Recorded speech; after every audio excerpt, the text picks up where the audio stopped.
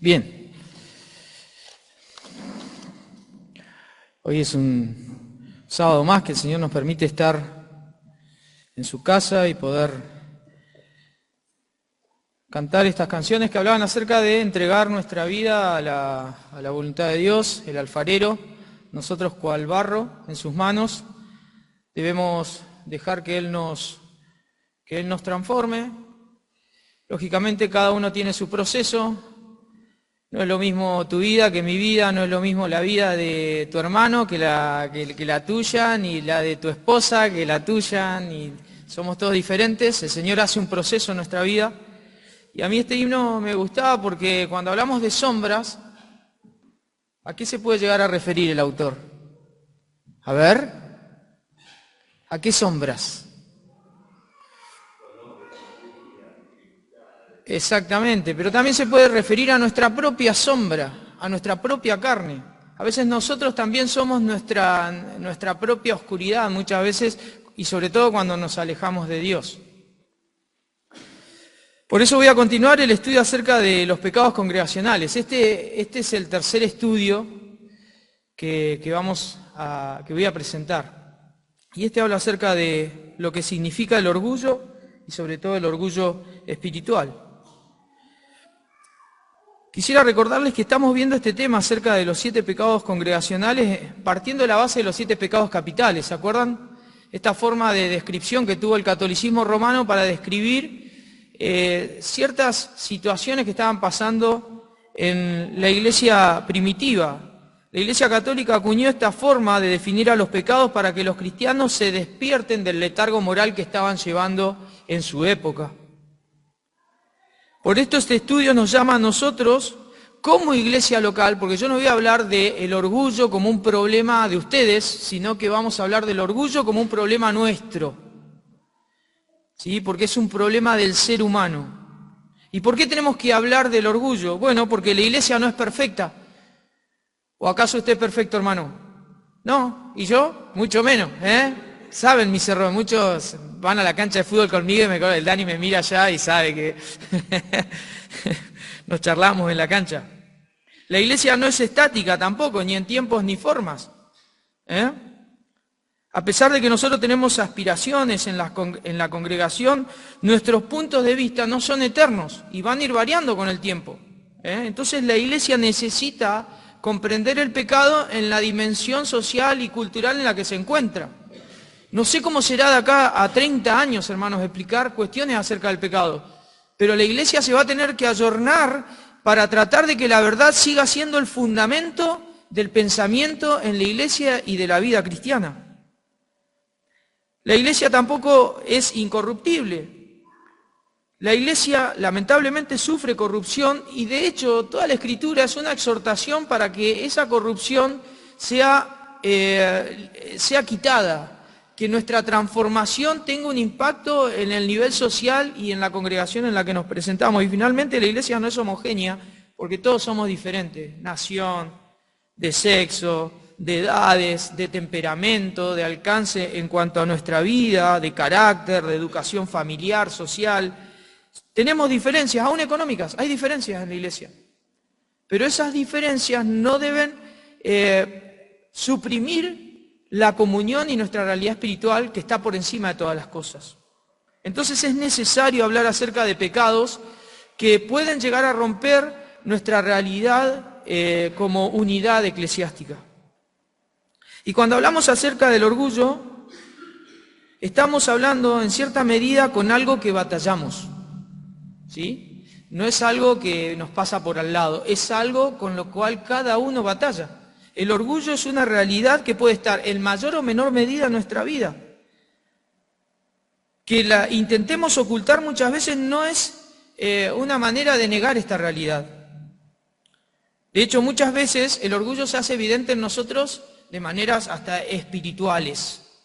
Entonces hay que saber lidiar con quiénes somos, porque cuando hablamos del orgullo estamos hablando de nosotros mismos. Estamos hablando de quiénes somos a la luz de lo que significa el orgullo, que ahora vamos a entrar en esa instancia. Los griegos en la antigüedad tenían la tendencia de ver el orgullo como una forma de obtener excelencia y veían la humildad en aquel tiempo como algo malo. Era algo improductivo ser humilde. Solamente los orgullosos llevaban su ánima, su ser a donde quisieran. De esa manera lograban victorias en batallas, lograban que naciones se impongan sobre otras. Era el orgullo. Ver la humildad como algo positivo fue una visión cristiana y no fue la visión de este mundo. Creo que se está acoplando por ahí un poquito. Ellos creían en su propia grandeza, ellos sostenían que de esa manera lograrían imitar a los dioses, los griegos. Vamos a Romanos 12:3 para ver qué es lo que dice el apóstol en cuanto al orgullo.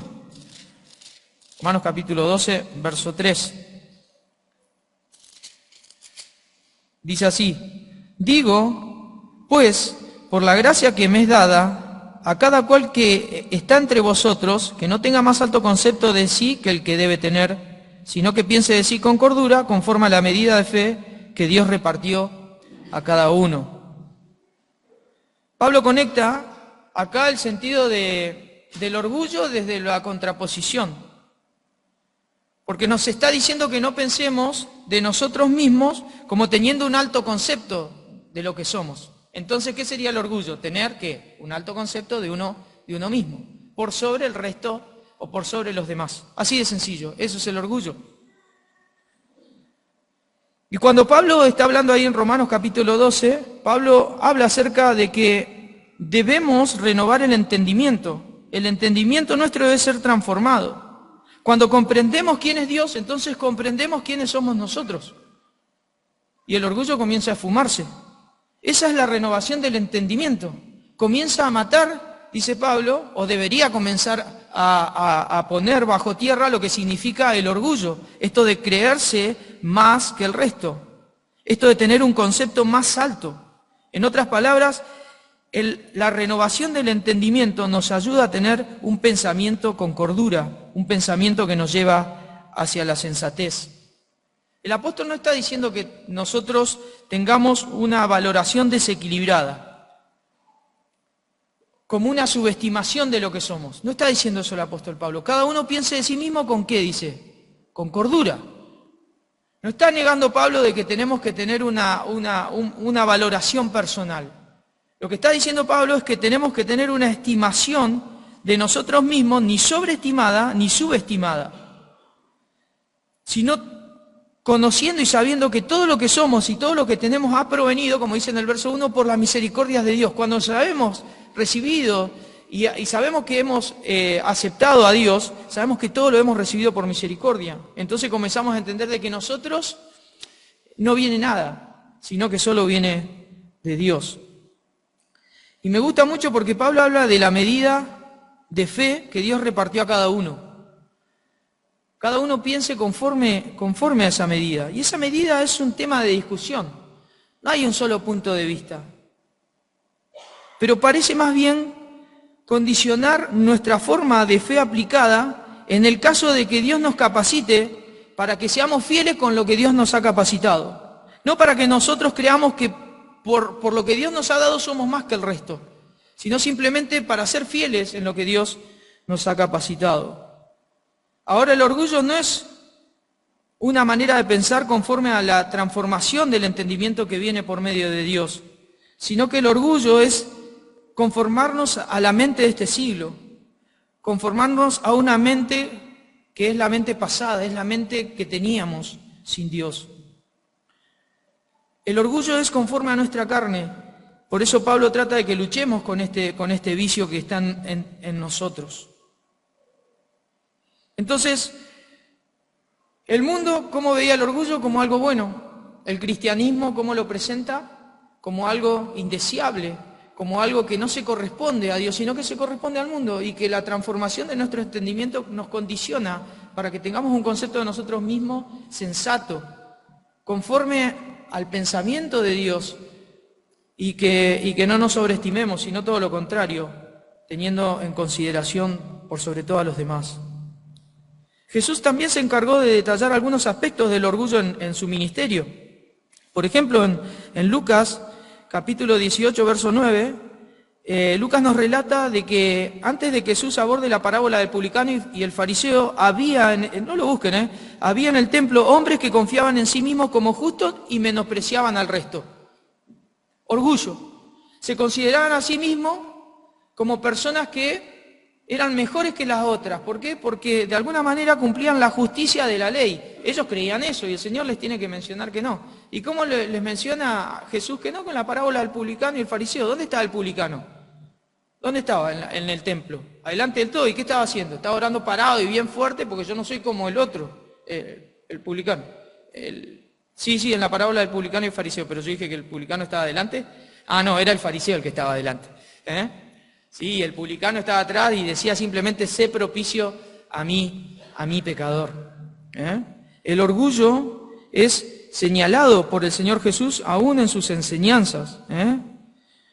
Recuerden que Pablo está diciendo, no tengas más alto concepto del que tenés que tener, pensá de vos mismo con cordura. ¿Qué hacía el fariseo? Estaba adelante. El problema es que muchas veces los cristianos a veces se ponen adelante de los fariseos. ¿Por qué razón? Porque nosotros decimos, Señor, yo no soy como ese fariseo que se cree mejor que todos, yo soy cristiano, ¿sí? Entonces, tenemos que tener cuidado, el orgullo muchas veces se esconde dentro de una espiritualidad superficial. Un barniz de superficialidad y nos convertimos en lo que no deseamos. El Señor también menciona que el orgullo anhela siempre la gloria de los hombres. En Mateo 6, el Señor está en el Sermón del Monte y continuamente el Señor le dice, guárdense de hacer vuestra justicia delante de los hombres para ser vistos de ellos, ¿sí? Sea que oren, sean que ayunen, no hagan las cosas para que los demás estén observando y obtener gloria, ¿sí? No utilicen la piedad de la vida espiritual para enaltecerse. Y nos puede pasar eso, de considerar que por estar en la iglesia somos mejores que el resto. Por eso hay que lidiar con el orgullo, no solamente de la parte negativa del orgullo, que me creo mejor, sino también de esa parte que se esconde como una viborita y nos hace creer mejores por ser más espirituales que el resto. El orgullo también se mete de esa forma, por eso es muy engañoso el orgullo y a veces está muy escondido como un gusanito allí en la manzana, al fondo, en nuestro corazón. También el orgullo, dice Jesús, que utiliza los logros para autoexaltarse. El Señor mismo acusó a los fariseos de que ellos pretendían aparentar de múltiples formas, pero simplemente para mantener su orgullo y las pretensiones que ellos tenían con respecto a la sociedad. Dice en la NTV, en Mateo 23, 5 al 7, escuchen, dice, todo lo que hacen es para aparentar. En los brazos se ponen anchas cajas de oración con versículos de la Escritura y usan túnicas con borlas muy largas. Y les encanta sentarse en la mesa principal en los banquetes y ocupar los asientos de honor en las sinagogas. Les encanta recibir saludos respetuosos cuando caminan por las plazas y que los llamen rabí, maestros. Les encanta, orgullo, en la actividad espiritual. Piensen esto, hermanos, no estamos hablando del orgullo que es fácil de distinguir, sino que estamos hablando de un orgullo que se esconde tras el culto, tras la religiosidad, tras el ambiente espiritual. Por eso el orgullo tiene una raíz en lo espiritual. Finalmente el orgullo, que también anhela la gloria de los hombres, no siente amor. El orgullo nunca siente amor. Nunca siente amor. Jesús resalta esto cuando le señala a los fariseos de que ellos atan cargas pesadas y difíciles de llevar sobre los hombros de las personas, cosas que ni ellos podían cumplir. Si hubieran sentido amor por las personas, hubieran dicho, mi yugo es fácil y ligera mi carga. No te ganas nada, le decía Jesús a la gente. No hay ley que te salve. Pero ¿qué hacían los fariseos? Le ponían cargas pesadas a las personas para que las personas no puedan avanzar en su vida espiritual. Y no pudiendo avanzar, entonces se vean detenidas, frustradas y fracasadas. Así estaba el pueblo de Dios hasta que llegó el Señor Jesucristo. El amor en persona, el amor de Dios en persona. El orgullo impide el amor. Jesús decía esto en Mateo 11:30, mi yugo es fácil, no hay mérito, mi yugo es ligero. Jesús te lleva al amor, al agradecimiento, a la humildad. Sin embargo, los fariseos siempre llevaron a la gente a buscar mediante el orgullo y finalmente terminaban rebeldes y en el fracaso. El orgullo finalmente ocurre muchas veces y en todas las experiencias de los creyentes. Y yo les voy a mencionar expresiones de los discípulos, donde ellos tuvieron que lidiar con el orgullo. Ellos tuvieron que lidiar con el orgullo. Y sin embargo fueron llamados discípulos, apóstoles. Miren, en Mateo 26:33, no lo busquen, dice que Pedro se compara con los discípulos y dice, aunque todos estos se escandalicen de ti, yo nunca me escandalizaré. Ah, Pedro, de cierto te digo que antes de que el gallo cante, ¿cuántas veces me vas a negar? 3 veces. No pudo escapar, Pedro, No pudo escapar. Tenía información para evitar hacerlo, pero así todo, con esa información, negó al Señor esas 3 veces. El orgullo fue la raíz para que Pedro diga eso, se creyó autosuficiente. Muchas experiencias positivas de Pedro nos sirven en la Escritura, pero quizás eso le infló el corazón, ¿quién sabe por qué? Después tenemos a Jacobo y a Juana en Marcos 10, 35 al 37, que le pidieron al Señor que les conceda un pedido. El Señor les preguntó, ¿qué querés que os haga? Y ellos respondieron, concédenos que en tu gloria nos sentemos uno a la derecha y el otro a la izquierda. Y Jesús le dice, ustedes no saben lo que están pidiendo. ¿Y por qué le pidieron eso al Señor con respecto al resto? Y porque creían que ellos eran suficientes para estar al lado, a la diestra, y el Señor les termina diciendo que van a compartir algo con respecto a eso. Sin embargo, el resto de los discípulos parece que no pasa nada. Pero en Marcos 10:41 dice que cuando lo oyeron los 10, comenzaron a enojarse contra Jacobo y contra Juan. ¿Por qué se enojaron? Porque les hirieron ¿qué? El orgullo. ¿Quién se creen estos dos que son? Orgullo en todos. ¿Había orgullo en los discípulos? ¿No había orgullo? ¿O no hay orgullo? No existe el orgullo y es una realidad con la que ellos también estaban lidiando. El orgullo muchas veces es autocompasivo porque aparentaron ser incapaces de pedir algo así, pero en el fondo ellos deseaban lo mismo, por eso se enojaron. Si no, a lo sumo Judas ni se habrá enojado, no sé, pero se enojaron. Vamos a leer Filipenses capítulo 3, con eso definimos el orgullo y vamos a los pasajes que respecta con Filipenses capítulo 3, desde el verso 1 al verso 3, y después vamos a leer el capítulo 2 del verso 1 al verso 4. Dice, por los demás, hermanos, gozaos en el Señor. A mí no me es molesto el escribiros las mismas cosas, y para vosotros es seguro, dice, guardaos de los perros, guardaos de los malos obreros, guardaos de los mutiladores del cuerpo. Porque nosotros somos la circuncisión, los que en espíritu servimos a Dios y nos gloriamos en Cristo Jesús, no teniendo confianza en la carne. Quédate con esa frase, no teniendo confianza en la carne. Pablo comienza diciendo, por lo demás, hermanos, gozaos en el Señor. Por lo demás, por lo demás va a ser la misma forma en la cual Pablo va a señalar en el 2.1. Por lo tanto, tiene la manera Pablo de continuamente estar conectando sus propias ideas en lo que está escribiendo. Y él se dirige a los hermanos con un trato muy especial para que aborden algo en lo cual él va a ser exhortativo. Él les va a decir, no me es molesto escribirles a ustedes esto, aún de manera repetitiva, esto de escribirles las mismas cosas. Y va a hablar acerca de una exhortación que parece ser rara en este concepto del orgullo, que es el estar gozosos. Dice, gozaos, continúen gozándose. Esto es una exhortación, es un imperativo. ¿Qué sucedía en la iglesia a los Filipos? Allí era una comunidad mixta, era una colonia romana, la zona de Filipos, y ellos tenían privilegios de Roma.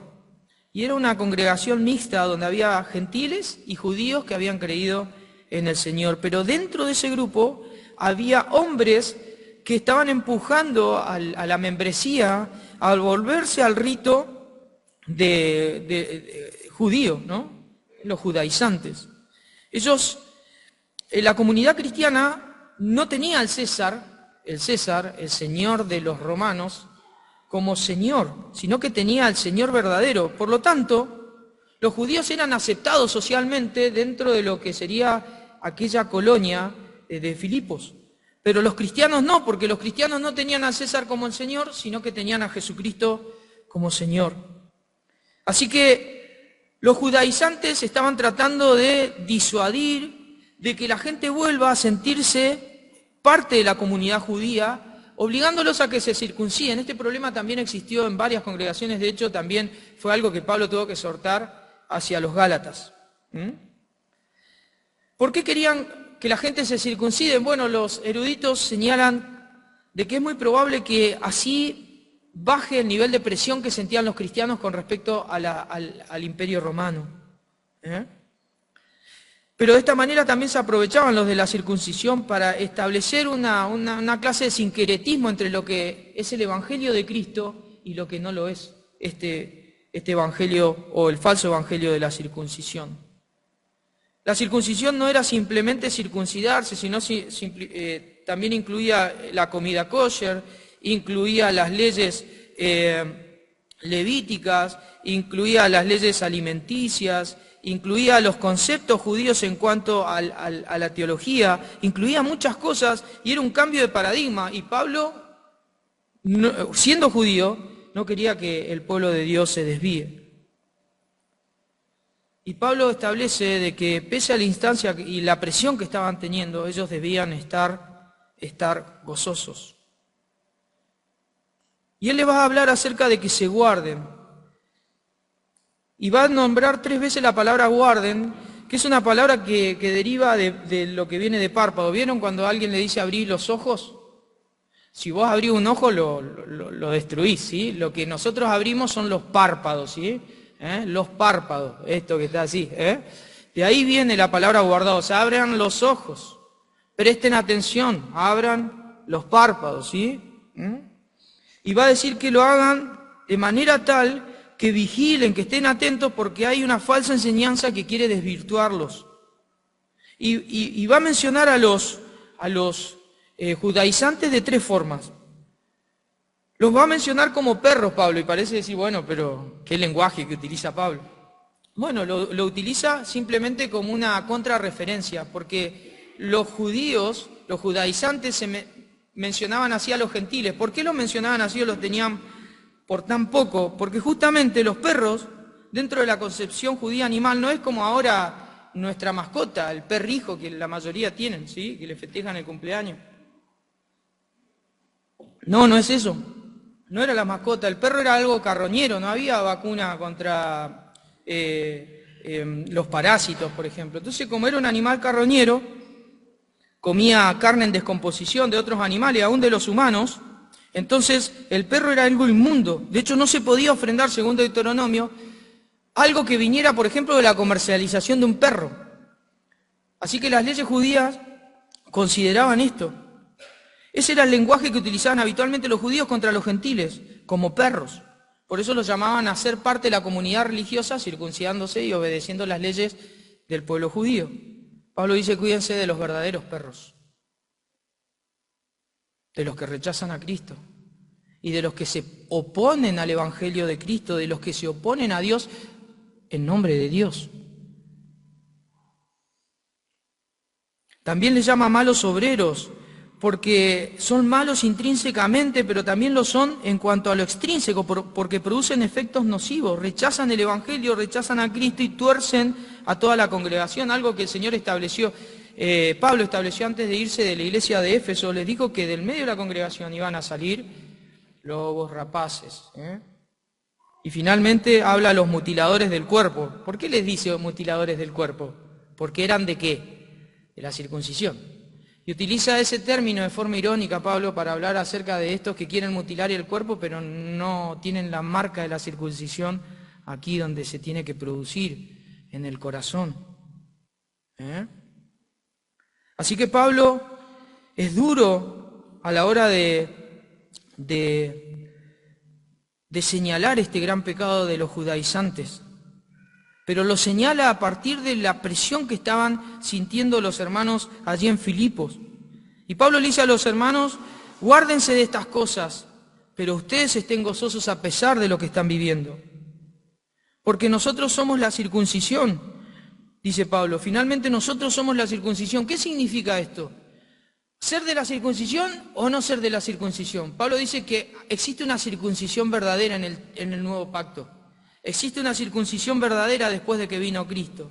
Y no es la circuncisión que es exteriormente, sino la que se hace interiormente. El verdadero judío, dice Pablo en Romanos capítulo 2, no es el que lo es por lo exterior, no es por la marca del antiguo pacto, sino aquel que tiene la circuncisión en el corazón, en el espíritu, no de la letra, sino de la palabra de Dios.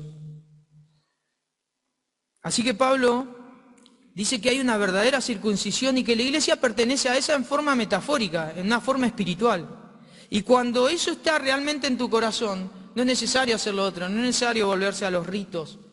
Hay que soportar la presión, dice Pablo, pero sopórtenla ¿con qué? Con gozo, porque la circuncisión real está en ustedes, no en aquellos que quieren obligarlos a salir de esa circuncisión. ¿Y por qué Pablo les habla acerca de esto? ¿Qué tiene que ver esto con el orgullo? Porque Pablo les termina diciendo, los que en espíritu servimos a Dios, los que nos gloriamos en Cristo Jesús y los que no tienen confianza en la ¿qué? En la carne. Pablo estaba tratando de que comprendan de que la realidad espiritual es la que debe centrar la vida espiritual, la vida práctica en lo espiritual. Cuando no centra el espíritu, cuando no centra el Señor, cuando no centra el gozo, ¿qué se centra? Se centra yo, se centra la carne y se centra los resultados nefastos del orgullo. ¿Ustedes por qué creen que Pablo le tiene que exhortar acerca del gozo a una comunidad que estaba sufriendo? Porque justamente el riesgo era caer en el orgullo de los judaizantes. ¿Cuál era el orgullo de los judaizantes? Bueno, el orgullo por el estatus, por una posición ante Dios. Ellos le llamaban perro a los gentiles, como una comparación insultante. Pablo ahora le ironiza para señalar el pecado de ellos, simplemente para eso y para que los hermanos estén con los ojos abiertos. Ellos se creían superiores, el orgullo de ellos. El orgullo por la verdad. Ellos se creían más especiales que el resto, pero el problema no era la verdad. El problema es que ellos creían tener una convicción concreta de la verdad y estaban totalmente equivocados y estaban enseñando la mentira. La circuncisión real es aquella que surge en el corazón, es aquella que logró Cristo en el Calvario y es aquella que se aplica por el Espíritu Santo en nuestra vida. Finalmente, el orgullo por los logros alcanzados, porque ellos se creían más justos que los demás. Por eso, Pablo en otra epístola en Gálatas no habla acerca de la circuncisión, sino que dice, si en algo valemos algo, es que con Cristo estamos, con Cristo estoy juntamente crucificado, y ya no vivo yo, dice Pablo, mas vive Cristo en mí. Esa es la realidad concreta, la realidad espiritual. Nosotros no tenemos confianza en la carne. Y si tenemos que decir esto, entonces tenemos que decir que el orgullo en nuestra vida lo tenemos que hacer morir. El orgullo proviene de nuestra carne, pero nuestra confianza nunca estuvo en la carne, sino que está en el Espíritu de Dios, en los méritos de Jesucristo. Pablo después señala, ustedes pueden seguir el capítulo 3, de que él puede confiar en la carne, sin embargo, no lo hace. Él profesa haber sido mucho más que los judíos que querían judaizar. Él tenía un pedigrí y un currículum intachable dentro de la visión judía, sin embargo, él consideraba todas esas cosas como pérdida, como basura para ganar a Cristo, para que su identidad esté con Cristo. Y la identidad con Cristo echa fuera el orgullo. La identidad con Cristo nos crucifica nuestra carne. Crucifica todo lo que somos sin Cristo, para que entonces el Cristo resucitado se manifieste en nosotros. Vamos al capítulo 2, verso 1 al 4 y terminamos. Dice así: por tanto, si hay alguna consolación en Cristo, si algún consuelo de amor, si alguna comunión del Espíritu, si algún afecto entrañable, si alguna misericordia, completad mi gozo sintiendo lo mismo, teniendo el mismo amor, unánimes, sintiendo una misma cosa. Nada hagáis por contienda o por vanagloria, antes bien con humildad, estimando cada uno a los demás como superiores a él mismo, no mirando cada uno por lo suyo propio, sino cada cual por lo de los otros. Los creyentes no tenemos confianza en la carne, no es meritorio lo que somos, es por obra de Dios, es por obra del Espíritu. Hace poco con los jóvenes, en una pregunta que me hizo Jackie, básicamente la respuesta es que nosotros, por el Espíritu, hacemos las cosas que le agradan a Dios, pero por nosotros mismos hacemos las cosas que no le agradan a Dios. La lucha entre la carne y el Espíritu. Cuando nosotros somos así como somos, es la carne, es lo peor. Cuando nosotros somos en el Espíritu y obramos en el fruto, entonces es Él en nosotros y sale lo mejor, sale lo que Él quiere. Pablo va a hablar acerca de cosas que son reales y parece que los hace de forma retórica. Dice, si hay alguna consolación en Cristo, ¿hay consolación en Cristo? ¿Sí o no? Entonces estas cosas son como retóricas. Pablo está diciendo, estas cosas existen, son reales. Entonces, ¿hay consolación? Esto tiene que ver con un incentivo, con algo que nos persuade. ¿Hay algo en Cristo que nos exhorte en la vida cristiana? Sí, existe esto. ¿Hay consuelo de amor? Es decir, ¿hay alguien que se pone al lado y nos exhorta por medio del amor de Dios? Sí. ¿Existe la comunión en el Espíritu? ¿La participación en esta comunidad? Existe.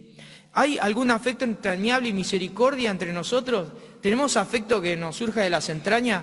Más o menos, pero hay. Y hay misericordia también, ¿sí? Es una realidad en la vida de la iglesia. Por lo tanto, si estas cosas son reales, Pablo dice, entonces completad mi gozo. La idea ahí de completar es el deseo de que ellos cumplan el gozo que Pablo sentía por ellos y en ellos. Pablo le dirían, desborden de gozo más allá de lo que estén viviendo.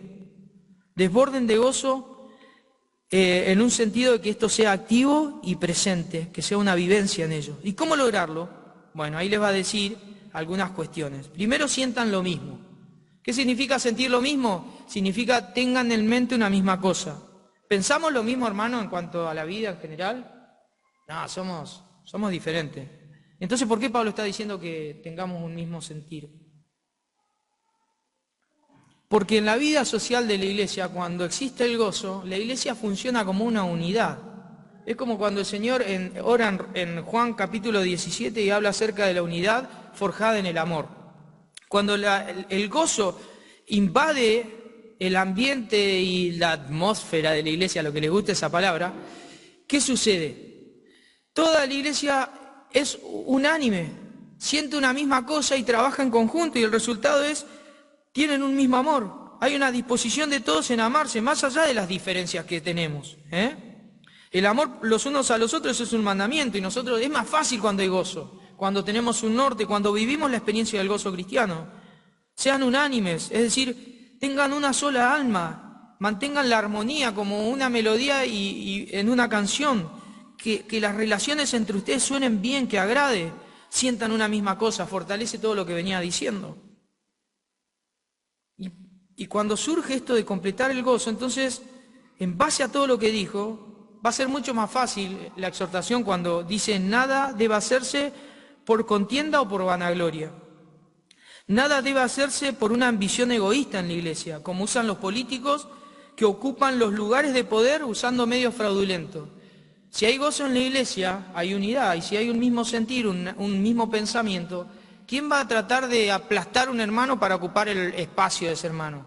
Cada uno va a saber su rol, cada uno va a saber el don que tiene, va a desarrollarlo, va a servir al otro con el don, no va a ser una piedra de tropiezo en la iglesia, porque hay gozo.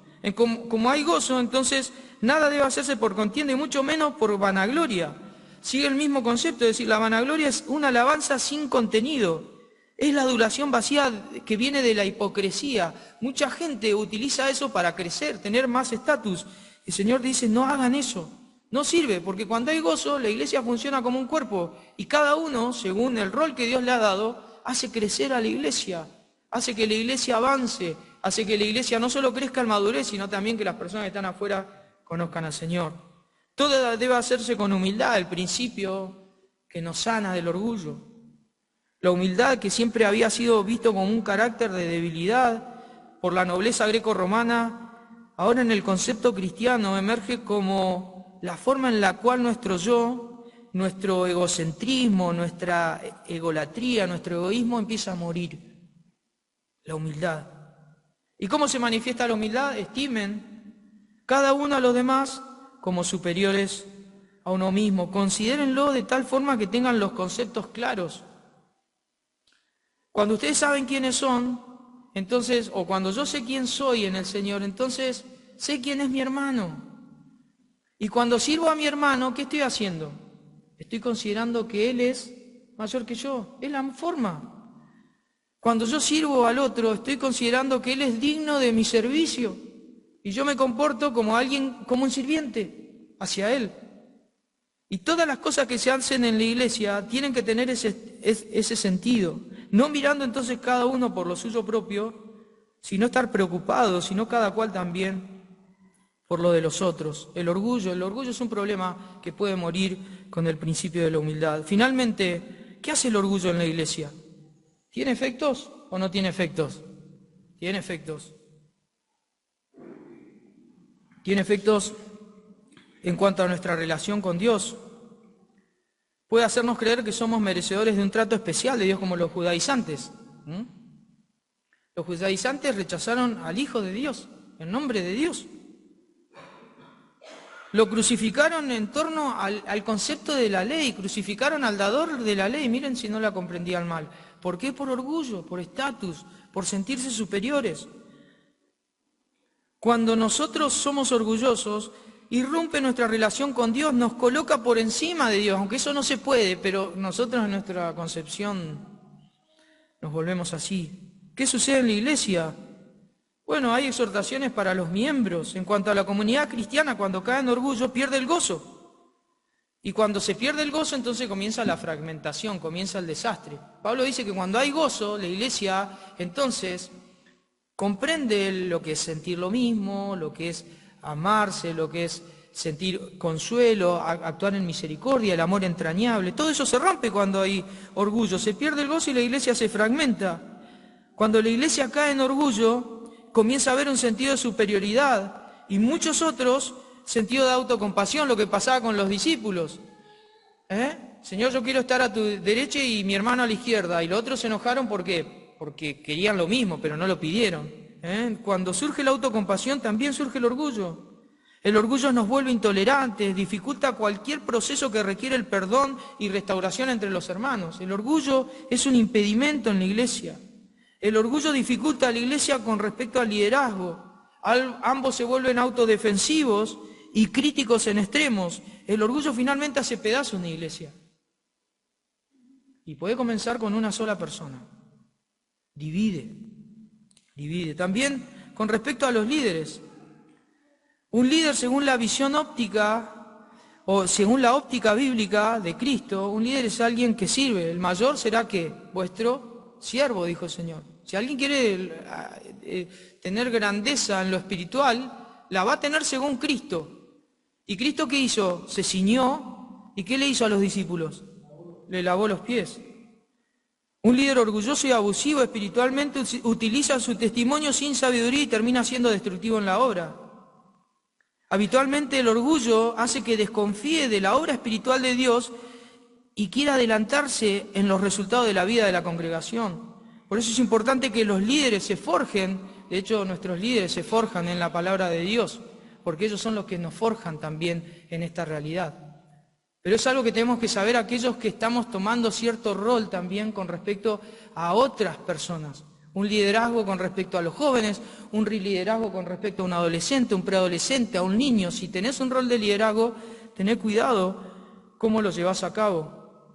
Hay principios en la Escritura para que también reflejes tu vida en cuanto a eso y no caigamos en el orgullo. ¿Qué pasa con respecto a otras congregaciones? Bueno, genera rivalidad el orgullo.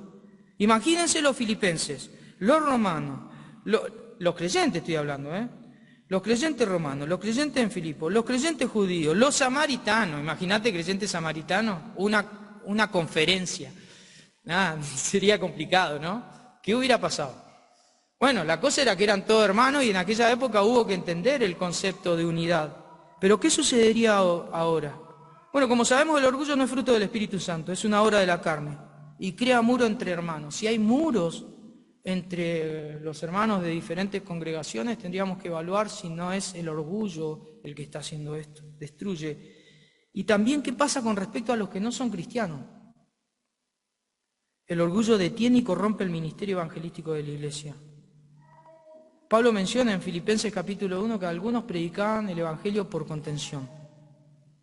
¿Y ustedes se creen que eso tenía resultado? Pablo finalmente decía, bueno, al menos se predica el evangelio, y en eso siento gozo. Pero lo hacían para que Pablo como que se entristeciera o se sintiera mal. El orgullo destruye el testimonio, el orgullo destruye la dependencia de Dios que tiene que haber de la iglesia, y finalmente el orgullo hace que veamos al pecador como alguien que finalmente no se salvará y debe ser condenado. El orgullo llega a ser eso, hermanos. La iglesia no puede pararse ante una sociedad totalmente corrompida simplemente con la verdad, porque la verdad es la realidad. El mundo va camino hacia el infierno, pero el llamado de la iglesia es un llamado a verdad ¿en qué? En amor. Y el principio del amor, como bien señaló un hermano, es un principio paradojal, porque mientras la iglesia predica la verdad y fundamenta la verdad en la realidad de que el mundo se va hacia el infierno, también la iglesia debe mostrar el amor hacia esas personas que van hacia la condenación y que necesitan a Cristo para ser salvos. Olvidémonos de quién es Dios y nos olvidaremos realmente de quiénes somos nosotros.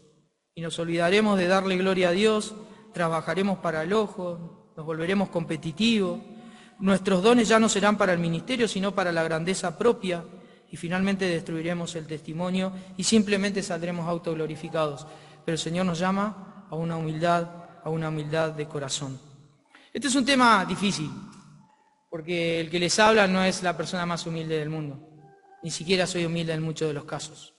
Pero lo que estoy tratando de decirles, hermanos, es que esto debemos evaluarlo en nuestra vida y lidiar con esto para que la iglesia entonces en el gozo del Señor funcione para el crecimiento y para la honra de Dios. Que el Señor les bendiga.